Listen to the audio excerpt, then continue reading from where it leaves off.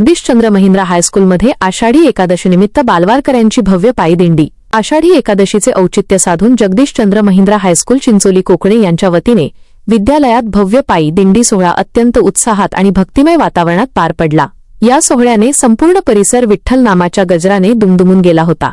संतांच्या वेशभूषेने वेधले लक्ष या भव्य वारीमध्ये विद्यालयातील विद्यार्थ्यांनी विठ्ठल रुक्मिणी, संत सावतामाळी, संत तुकाराम, संत ज्ञानेश्वर आणि संत मुक्ताई यांची हुबेहूब वेशभूषा साकारली होती।